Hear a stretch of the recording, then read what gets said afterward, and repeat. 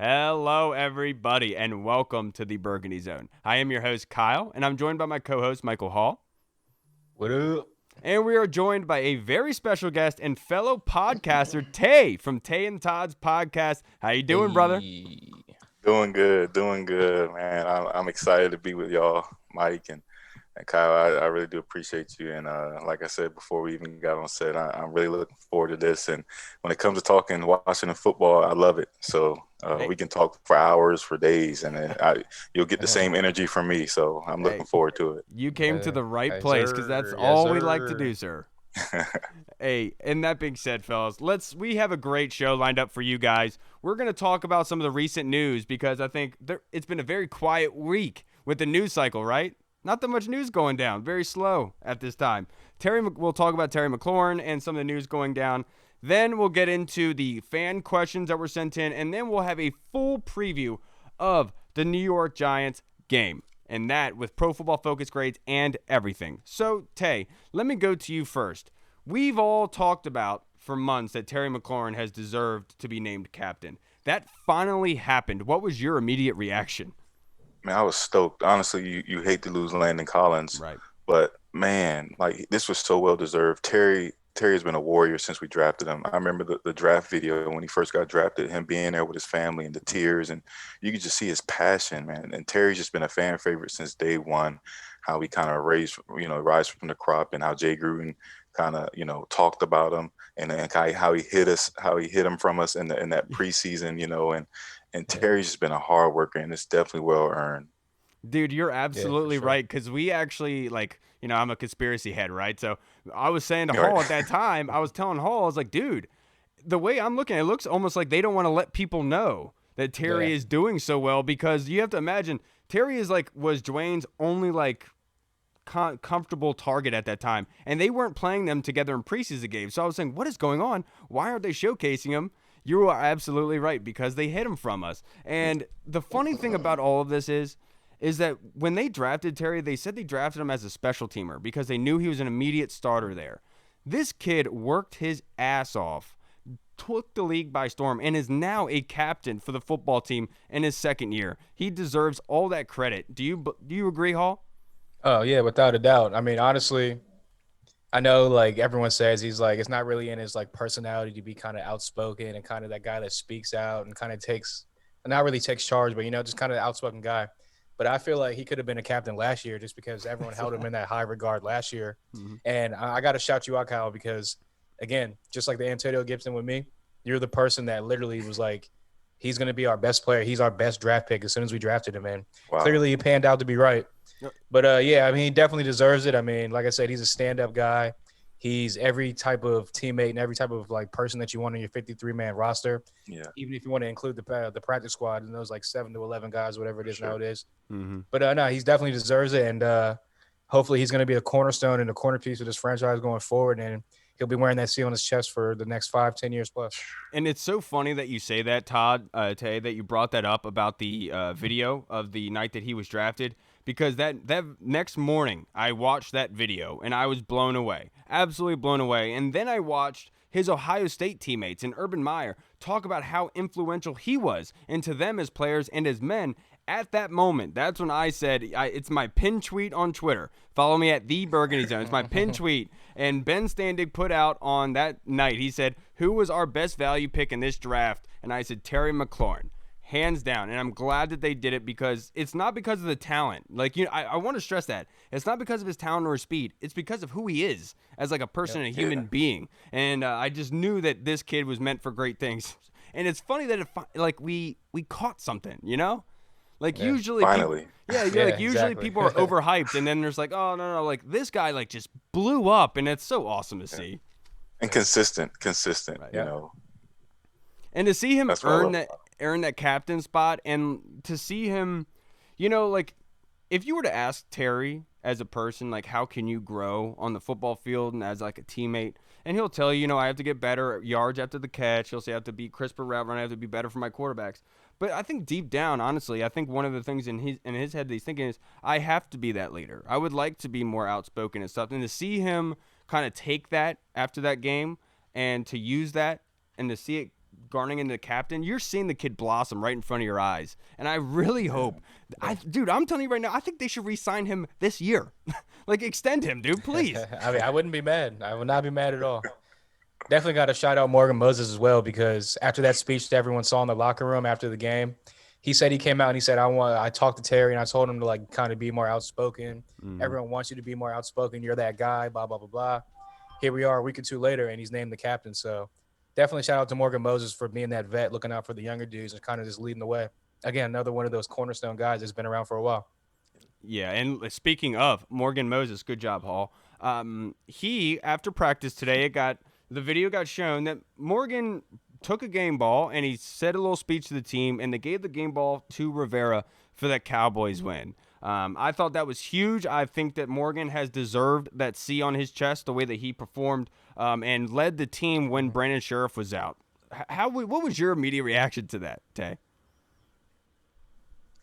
At first, I started to tear up, man. I get, man, this team is so different. You know, Yeah. it's like it's really a team. You know, Yeah. it's like a team. It's like a family, and that's what I appreciate about that most. I think, You're absolutely right. I just think that the whole cancer. I think it played in perfectly with the storyline with Ron being the coach, because I think it's brought the team together and like that family. They're looking out for each other. I made a joke with someone the other day. I said, if we were in the other regime, we would probably be one of these teams that had the COVID, 5 players with COVID, you know, the whole offensive line, you know, but it's just the discipline and the team and the love.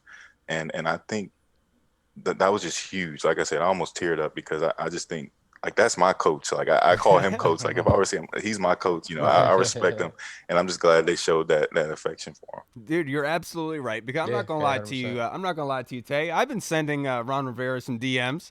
I've been sending him some uplifting messages, telling him that we're standing with him and everything. I'm right there with you. He's our coach. Sure. If I were to see him, I would For dap sure. him up and say, "Hey, what's up, coach?" Just because you know Yes.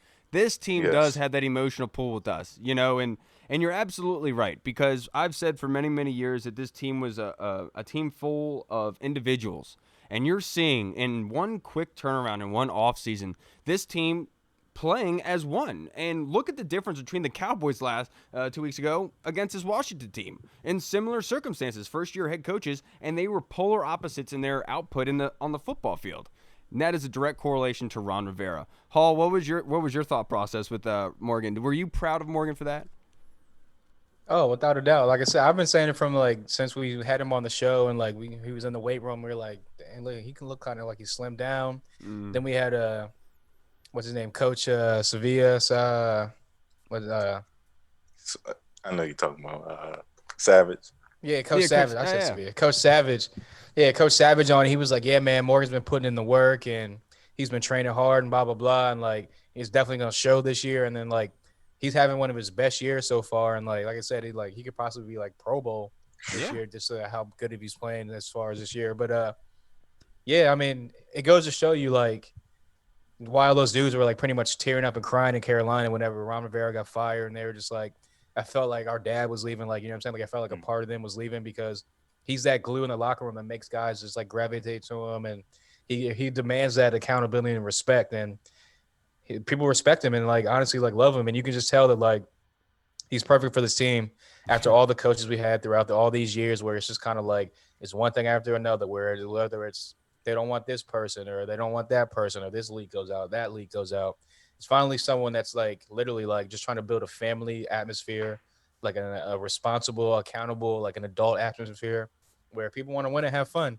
And look, they only have 2 wins on this season right now, but you can tell these guys are out there putting their all into it. They're having fun. And look, that's all I can really ask for right now. If you're putting 100% effort in, that's all I can ask for. Just don't go out there and flop like the Cowboys and some of these other teams. You know, you come out there every week and just don't show up. And that goes back to Ron Rivera. So Yeah. definitely was proud of Morgan Moses. And look, it's his first win, 1-for-1 as a Washington coach against Dallas.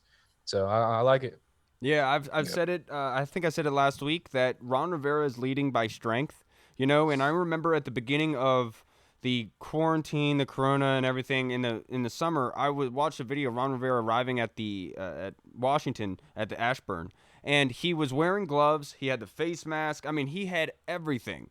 Just showing to your point, Tay, about everyone staying in line and not testing positive and doing the right thing, because Ron Rivera is leading by example.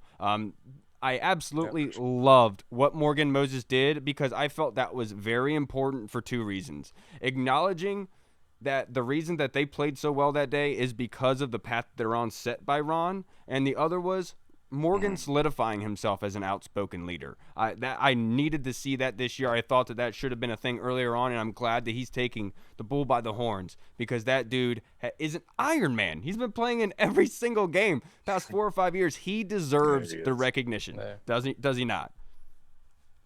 Yeah, he is without a doubt. For sure. All right, guys. Now He thanked us for even like shouting that. He thanked us for telling him that too. He was like, "Thank you. Finally, someone notices." Hey, Washington, we're an emotional fan base, like Tay said. You know, when we don't like things, we are not quiet about it. We like to say it, right? Now, let's start going over some fan questions that were sent to us today before we get into the actual game breakdown against the Giants, which is Tay's forte. How about that? That was a little play on words, huh? From Archangel, That's good. I like that. From Archangel 43. Should the Washington football team go after Jamar Chase, a wide receiver, possibly the best wide receiver in the draft, Patrick Surtain, the cornerback, or do they go best player available like Justin Fields or quarterback? Tay, I'll start with you. That's tricky. Todd and I, we both talk about this situation a lot.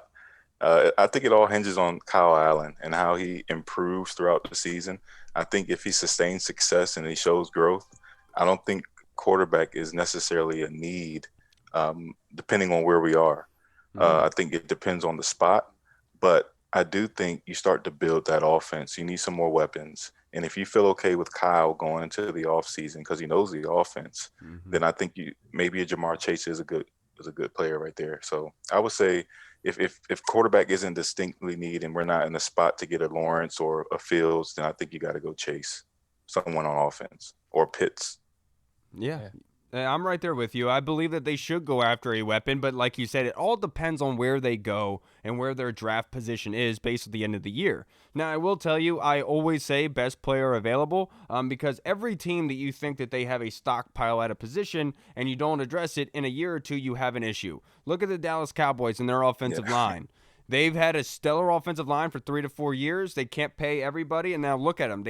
They haven't been able to regenerate that offensive line because they're not drafting a best player available. They're going for need, like you saw last season with CeeDee Lamb.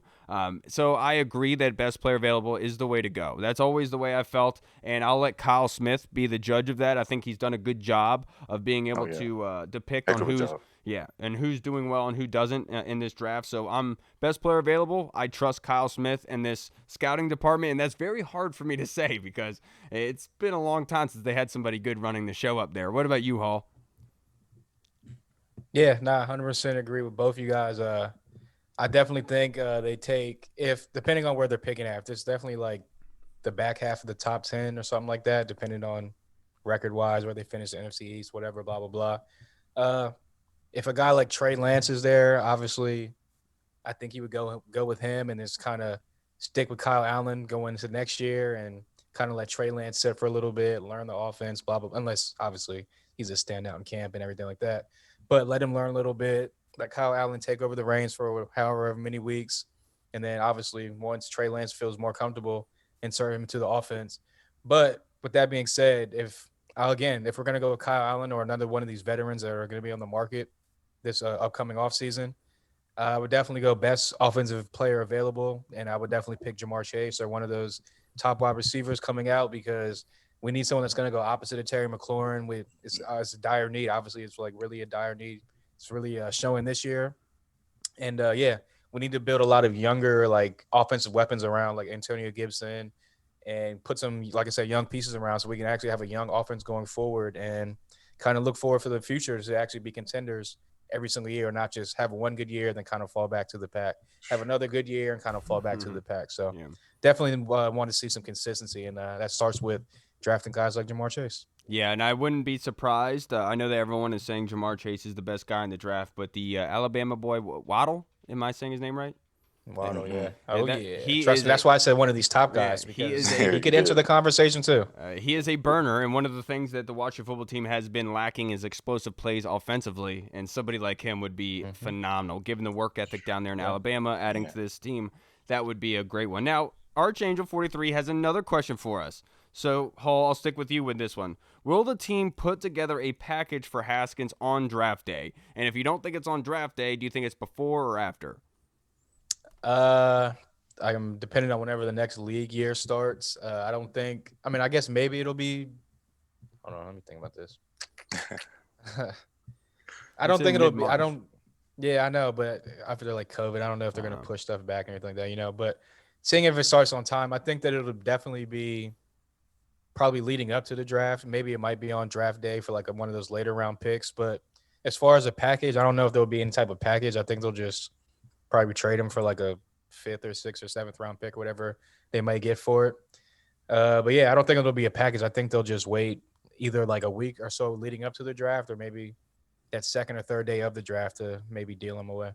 I do not think Archangel that I don't think they're going to trade him this year, and I really don't believe that. He's especially with Ron Rivera's quotes to Rich Eisen about Haskins talking about the potential, and I don't think that Rivera hates like Haskins, or he doesn't like Haskins. He just wants him to work hard and progress in the manner that he wants him to. And I think that there were things happening where he didn't sit comfortable starting him for the rest of the season, given that the NFC East was open with how much he had to learn from.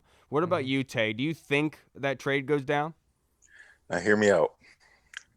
I'm thinking with this comments, I'm thinking maybe he sits Haskins in a time to try to develop him. Right. And it's only fair. He's had 1 year of college football. Exactly. And the time he has out there last year was non-competitive, because there were games that really didn't matter. There was no pressure. This year there was pressure, and you see how he played. He didn't fare too well. My thing is this: do you let him sit, watch Kyle Allen, learn the offense, and then go into the following year, compete with Kyle Allen and see who wins the job, and then go from there? I don't think they trade him because of the comments in which Ron made to Rich Eisen, because a part of me, like Hall said, I just think they want to see him work. I think they don't want nothing given to him. I just want to see him work. And I think that's what Ron's mindset may be. And if the package is too good, maybe in the offseason during draft time, you trade him for something. But I think he's going to give him another chance here in the future. But I think they want him to sit, learn the offense, watch Kyle Allen, how he checks down, how he throws the ball away, and learn the offense and see what he can do. Yeah, it's actually not a bad take, actually. I'm worried about what they would get back, right? Because the one aspect of this is you don't want to let Dwayne go for a 6th or 7th rounder, and then in 2 years he's a Pro Bowler leading somebody to the playoffs. And Ron is correct in that mindset where he's thinking, why do I need to trade this guy away? I'm not giving up on him. I want him to progress and do better. And that's where I think that they're at with this, because there is a reality to the situation. There is a bunch of young quarterbacks coming to the draft next year, and nobody is really pressing for a quarterback that hasn't proven himself on the field. So I think Ron Rivera is conducting himself perfectly here. Let's see if he develops. Why not? It's cheap option, and given that Alex Smith is on the roster with his price tag, it just makes sense to keep him here and progress and to see what we have out of this draft pick, because there's no reason to give up on him at this point. I believe in Haskins that he can get better. Yeah, I mean, and look, that just goes to more pieces around and more weapons, honestly, around the quarterback position in the draft, because you don't got to spend that equity on a quarterback, whether it be Trey Lance in the first round, or if you want to take one of these later round guys like maybe Kyle Trask from Florida, or the dude from Alabama. I can't think of his name. Oh, Mac Wilson or something like that. Mac Wilson. Mac Wilson. So yeah, I mean, that would definitely make sense, and his quotes definitely would like maybe lend to that kind of. Let's see what we got next year with the full offseason. We actually, excuse me, come in and compete and actually have a full offseason and see what we have with Dwayne Haskins going forward. So I do like that. I like that, Tay. It's a great take. Tay usually has those. Now, Jess Sis 24 has 3 phenomenal questions for us that I absolutely love. The first one is, she believes that Scott Turner is doing better as an offensive coordinator. With the play calls, it just seems much more in rhythm. So what is the cause of that? Tay, I'll start with you. I think it starts at quarterback, honestly. Kyle is just I think that's where it starts. I think that's where it starts and that's where it ends. I think Kyle has been phenomenal with orchestrating the offense, the long sustained drives, the knowledge of the playbook. I mean, even Terry came out and say the difference, which was surprising to me because that's Dwayne's guy. Yeah. But he just said that the way Kyle knows the offense is just remarkable. They feel confident, and I think that's where it starts. That's why I think the play calling has gotten better because Scott's getting more comfortable, and Kyle, they got a feel for each other already. Yeah, I think you're onto something there, Tay. I do agree with you. I don't I don't want to say it's the quarterback position because that's the easy go-to. But I will Hmm. say I do believe it's Scott Turner kind of growing a bit, and this team also not putting themselves in a hole 5 minutes into the game down by 3 touchdowns, forcing themselves into passing down situations. They were able to run the football. I think that is a huge point of emphasis for this team right now, and that's where Scott Turner is getting better because the offensive line is performing well right now with running the football. That's where they're looking better, and that's where play action helps immensely for quarterbacks. Everyone will talk about all these quarterbacks and how well they do. Look at their running game. The ones that have a very good running game typically are very good passers. The good passers that don't have running games, those are superstars, and they're very, very rare. Yeah. I will say that. What about you, Hall? What do you think the Yeah. cause is of Scott Turner's better play calling as of late? Yeah, I think it's a combination of both of what you guys both said, where it's the quarterback thing, where he knows what Kyle Allen is. They've worked together before, like going back to last year. Kyle Allen's more comfortable with the offense, sustaining drives, and knowing where to go with the offense pre or with the ball pre snap and while the play is going on. Like you said, extending drives, third downs, and stuff like that. I also think, like you just said, extending the third down drives and having the defense on the field and having the defense kind of be dominant and Right. give them shorter fields, which is obviously giving Scott Turner a lot more to work with as far as like play calling goes. I think the running game with Antonio Gibson coming on these past couple of weeks has definitely been a factor because that's been able to get the play action set up with the bootlegs and the rollouts, the play action downfield to Terry's starting to open up a little Yeah. bit.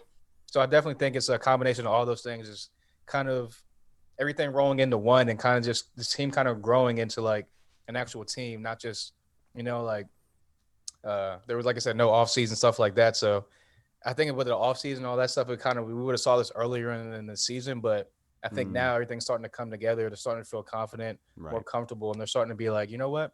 They're starting to understand. Like Ron said, they have their moments where like players have their moments where they're like, oh, aha, this Right. is what the Hmm. coaching staff is trying to teach us. This is what they're trying to sell to us, and I think they're starting to click right now. You're absolutely right. We talked about 2 weeks ago that we wanted to see this football team play 4 good quarters against the Dallas Cowboys and Yeah. dominate them, and that's exactly what they did. Now, the next question from Justice24 is: can Lucas hold down the left tackle spot, Hall?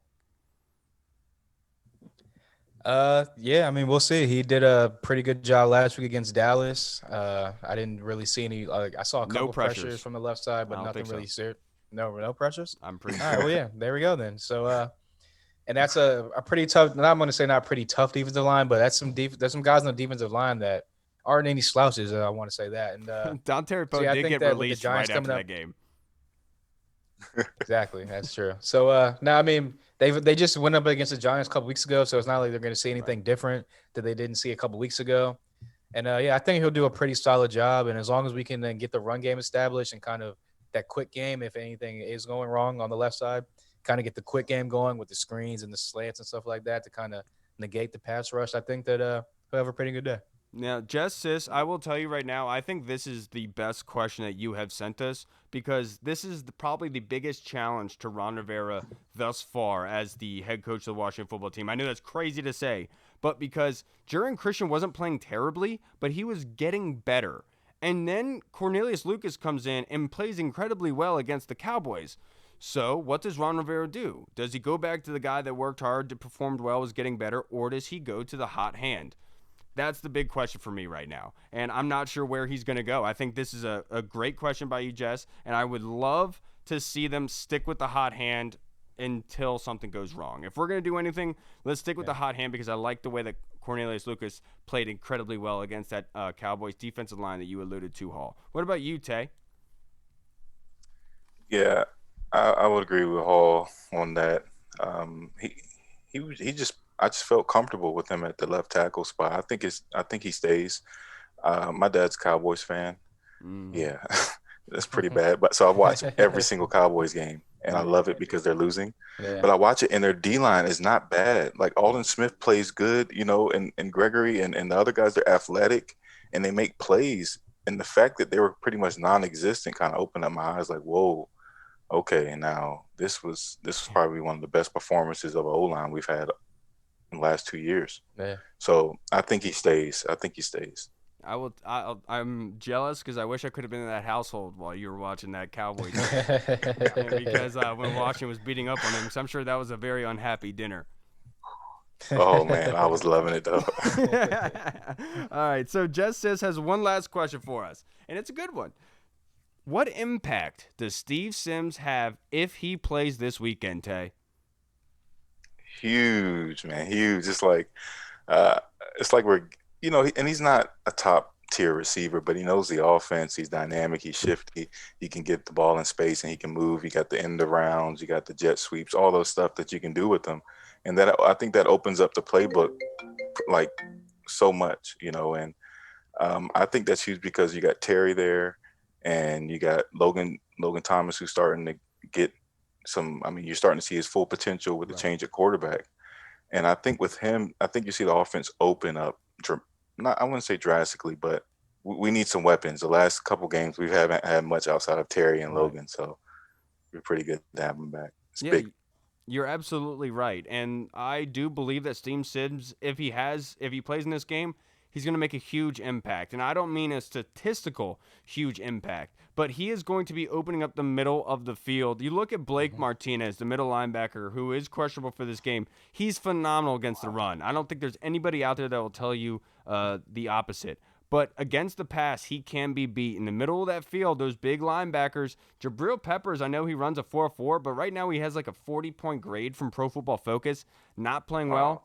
I think Steven Sims, I think you're absolutely right, Tay. You were onto something. Steven Sims opens them up just a little bit more, just giving them that speed that the defense has to respect, opening up the rushing lanes and things for Terry McLaurin. What about you, Hall? Yeah, I 100% agree. I definitely think it kind of opens up the offense a slight bit more. It definitely gives the offense another kind of threat and that intermediate to like short routes as far as like the quick game, the slants, like I said with Terry.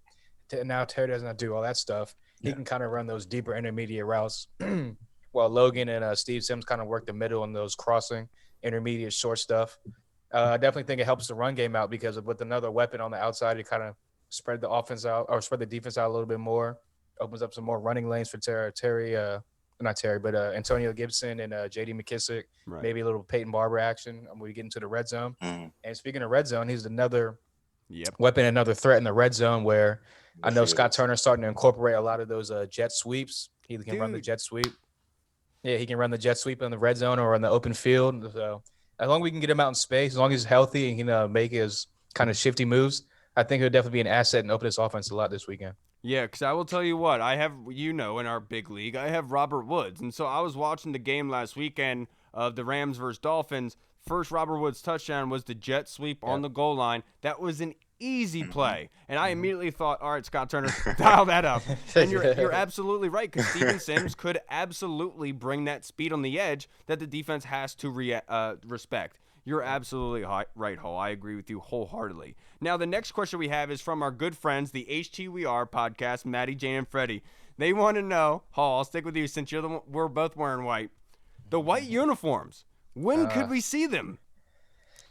Man, I'm hoping it's gonna be soon because I mean, you know what? I want it to be in one of those like, if we get on a little game, winning streak, and it's like one of those pivotal games coming up, maybe a home game. Bust out the white jerseys, wanted to get everybody hyped up. There's going to be hopefully crowds will keep being able to come to FedEx after this weekend. So hopefully like the little bit of crowd that's there will get even more hyped to see the white jersey. So I hope it's coming in the next month or so because everyone wants them. Everyone's been clamoring for them. I want it to be I'm right there with you. I want it for a big game. And I was saying Thanksgiving, but I was going to say that, yeah. But it's against Dallas, and Dallas is bad right now. The Cowboys are ass. There's exactly. no reason to wear that white uniform for that game. What about you, Tay? When do you think that we'll see the white uniforms?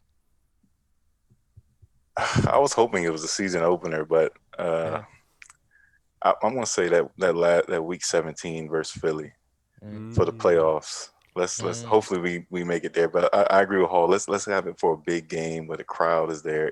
Well, a home game. Right. So maybe Seattle. That'd be a good one or something like that. Ooh.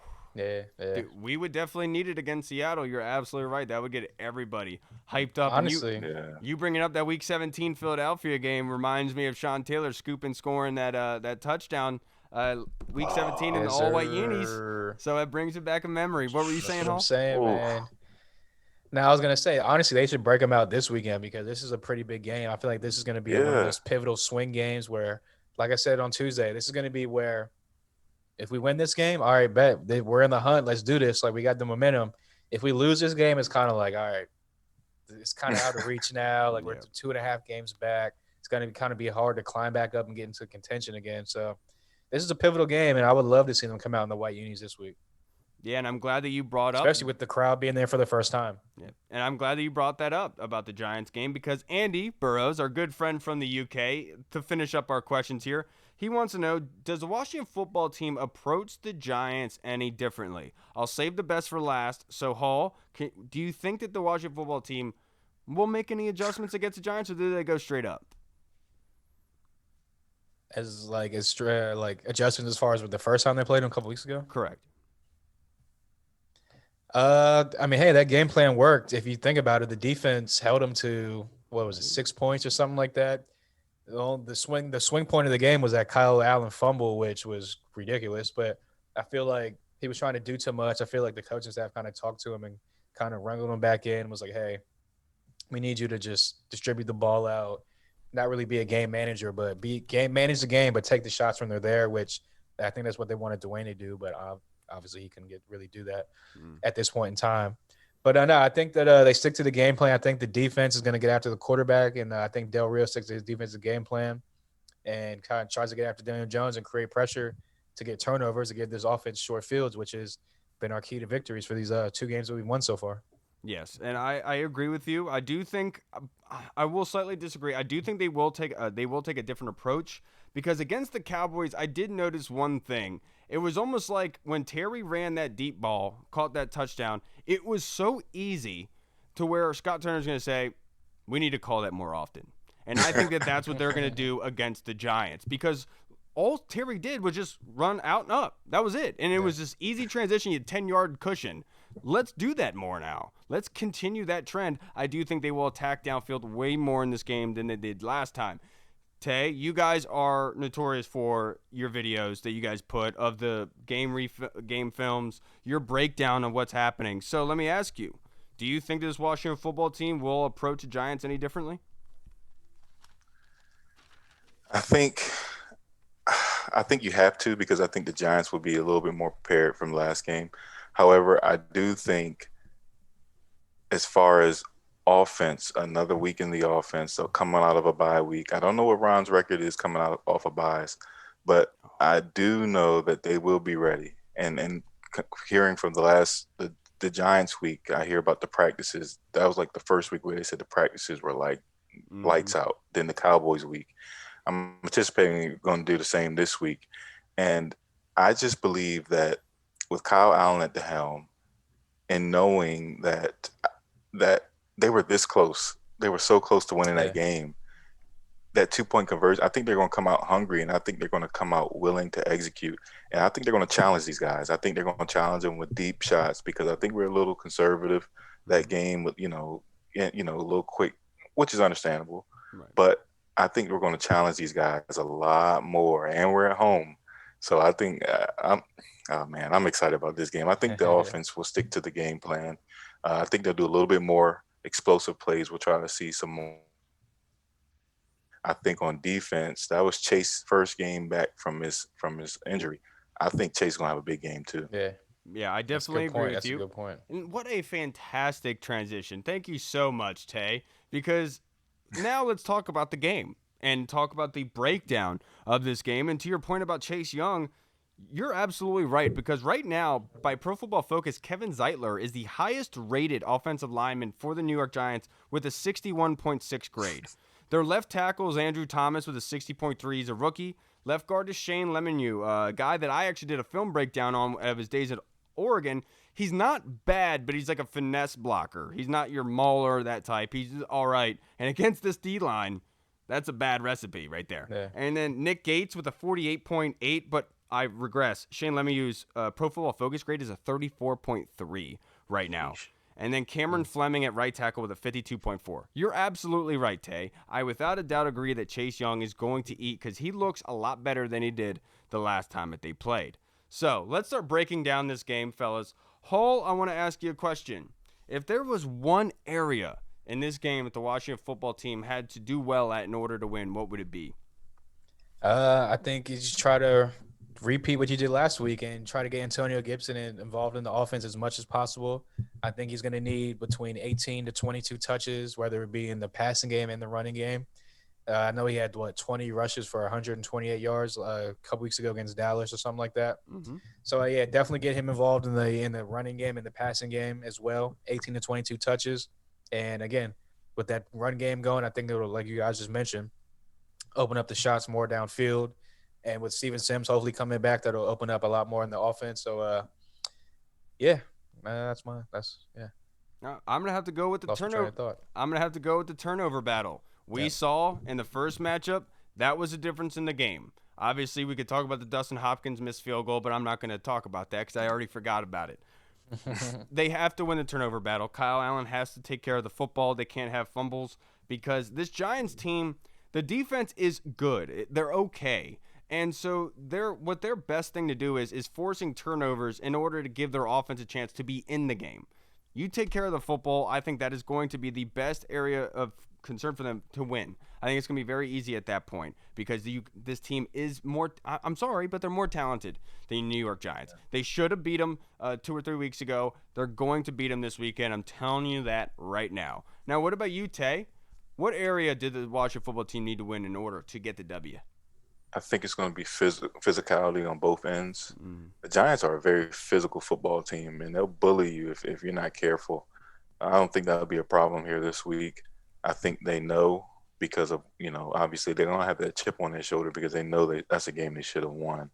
And the fact that Ron trusted them to win the game, they didn't necessarily come out top. So I think they're going to be ready to play. I think what Hall said, running the football and stopping the run, getting them into 3rd and longs, 2nd and longs, and putting the ball in our favorite quarterback's hand. And let him give us some gifts, because we've been making some plays. Kendall Fuller's been strapping up, and I think we got to get him. We got the number 1 pass defense in the league.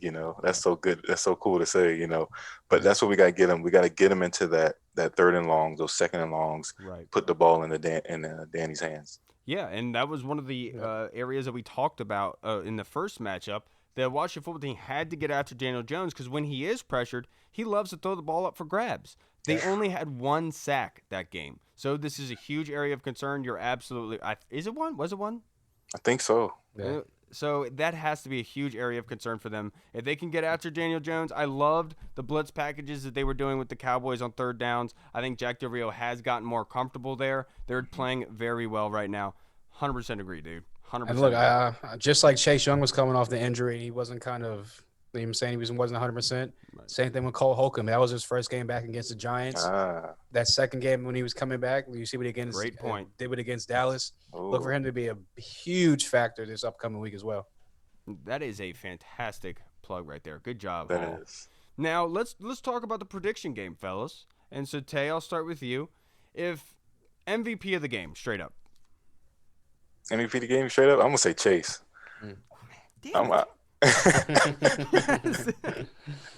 Hey, I think Chase gonna come out.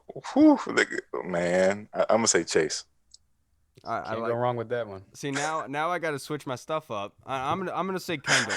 I'm gonna say Kendall. Kendall has been a ball hawk. And he has been able to just every time he just straps on a Washington uniform, the guy just seems to be balling out and being on top of every list that's produced. I think that's going to continue this weekend. To your point, Tay, about Chase Young having a great day, Kendall Fuller is going to possibly have a pick 6 and have a huge game, in my opinion, because Danny Dimes might be just throwing things up for everybody. So my pick, Kendall Fuller. Yeah, I was gonna go defense as well, but I'll go to offensive side just because y'all both went defense. But I'll definitely go Antonio Gibson. I think that he's gonna continue. Yeah, Shocker. exactly. I've been riding the Antonio Gibson train since he got drafted. I got to stay on it. Now, I think he's gonna continue to ascend as far as like his rookie year. I think he's the highest graded rookie running back as far as PFF goes by a pretty substantial margin. Yeah. And I think that he continues to grow. I think he continues to learn this offense, excel in this offense. I think with Steven Sims coming back, hopefully they'll be able to use Antonio Gibson split out a little bit more, use him and Sims in the screen game a little bit more. I was just watching some Memphis highlights where they're using him in the screen game, and boy, oh boy, is that boy explosive, man. I'm trying to tell you, if he can bust one out for 80 yards at any point in time, and I'm waiting for it. I'm waiting for that one long, like 50, 60, 70-yard run where he's bust one down the field. So I definitely think that he's the X factor and the key to victory this week. Yeah, after we drafted him and how highly you spoke of him, I went back and watched his film at Memphis. And the one, I've said it so many times in this podcast, I feel like he is a semi-truck that can launch into outer space. He's running through tackles, but still being able to launch at quick speeds. That kind of combination is very, very hard to find. A lot of credit to Kyle Smith and them for getting him off the bat. MVP, you already did yours, and I already did mine. What was I thinking of? Oh, so quarterbacks for the game this weekend. Who's going to have the better game, Kyle Allen or Daniel Jones? Hall? I will go with Kyle Allen. I think he redeems himself from that first game where he had the crucial kind of game-winning touchdown and turnover, if you want to call it that. I think he redeems himself. I think he rides the momentum of the Dallas week where he played pretty well. I think he's going to scramble, be able to make some plays. And if he can limit it to just one turnover at the max, I think that he will outduel Daniel Jones and lead us to a victory. Yeah, it all depends on the running game for me, honestly. If the Washington football team can run well against Blake Martinez and give Kyle Allen the ability to have play action deep downfield, I think his passer rating is going to look phenomenal. I think he's going to do well. But this defense is good. This is a good defense. As much as we want to give credit to the Washington football team and their phenomenal defense, it just seems like things just happen sometimes that we can't control. And I'd be willing to bet that Daniel Jones might have the better game than Kyle Allen, because I'm really hoping that they just have to run the ball 30 times all day, and it doesn't really matter for Kyle Allen, in my opinion. What about you, That Ted? would be great. Yeah, that would be great. I'm going to say Kyle as well. I think, I'm going to go Kyle because just the way, like I said, the offense, he just knows the offense so well. He's getting comfortable. You got more weapons coming. You got Isaiah Wright. I think Isaiah Wright should be back too. If I'm not mistaken, he's been practicing. So you factor all that stuff in, and then the chip on his shoulder, like Hall talked about, that fumble that just hurt us. I think he's going to come out ready to play. I really believe that. I'm right there with you. Now, to finish up this episode, I only have one more thing to go over with this game. Let's do our overall game reaction. And so, Tay, I'll stay with you. As far as how I feel about the game? Score prediction, yes. Score prediction? Let's go. I'm going to say 24-14. 24-10, sorry. 24-10. 24-10. I love it. Decisive. I think we're gonna have a mirror image of what happened against the Cowboys. To be perfectly honest with you, I think that this team, this offense only put up 6 points against them the first time around. And look, I think this is legit. I think this team, this defense, they're playing confidently. They are playing incredibly well. They're building. I think they're going to stifle this team very, very bad. I just don't see them getting back to that 6 points. I think doing exactly what they did against the Cowboys, staying with that recipe, and I'll say 30-6. I think the Washington football team are going to – this is the way it's shaping out. Everyone keeps talking about the NFC East looking so terribly, but this is what Washington does. Yeah. They win they do these types of things, or these miraculous type of seasons. And I could definitely say the one season where they're not supposed to, they're going to. And that's how I feel about it, to be perfectly honest with you. So 30-10 is 30-3 is what I think. What about you, Hall? That is the perfect statement. The season where they're not supposed to, they're gonna do it. And I do think that they're gonna come out, and I think it's gonna be a good game for both sides of the ball for Washington. As you mentioned, this Giants defense is pretty good. I think the offense is gonna gradually get better as the game goes along. And I will go with Washington 27, New York 13, 14-point win.